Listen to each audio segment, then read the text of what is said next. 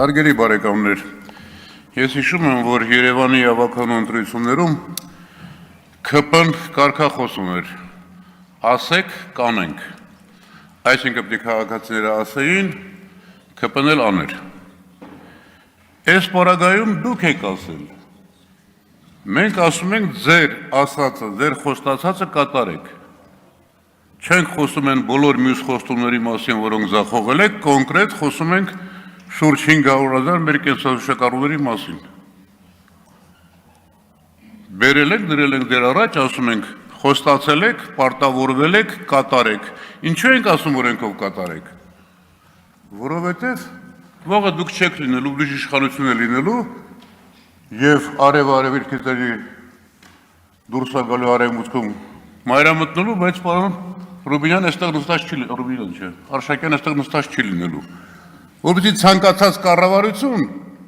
այս պարամետրերը բավարարի։ Հիմա ես իմ ձեռքի տակ կա մի քանի ցուցանիշներ սկսած 99 թվականից։ Տեսեք, 99 թվական։ Միջին կենսաթոշակի չափը աշխատանքային 4225 դրամ։ Չեք հիշում, չէ՞։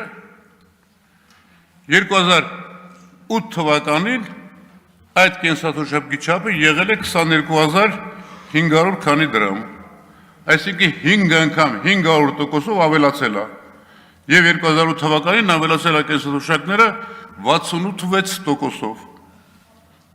2008-2018, 2008-ին ասացի արդեն 22500, 2018-ին 40,000 դրամ, 40,113, այսինքն մոտ 2 անգամ 100%-ով։ Հիմա նայեք ձեր գործունեության 7 տարիները, 18 թվական 40,000 դրամ,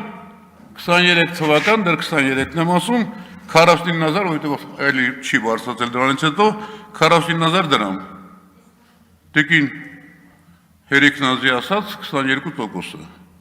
500%, 100% և 22%։ Եվ իմ շատ սիրելի տիկին Հերիքնազ ասում է, օրենքը ինքնանպատակ է, ոչինչ չի տալիս, ձեզ ոչինչ չի տալիս, մեր 500 կենսաթոշակառուներին տալիս է կոնկրետ արդյունք։ Ինչ է նշանակում ոչինչ չի տալիս։ Հարգելի գործընկերներ, ես չեմ բացառում, որ էլ ինչ-որ քայլեր կձեռնարկեք մինչև 26 թվականը, որովհետև ձեզ ահավոր ժամանակներ են սպասում։ Բայց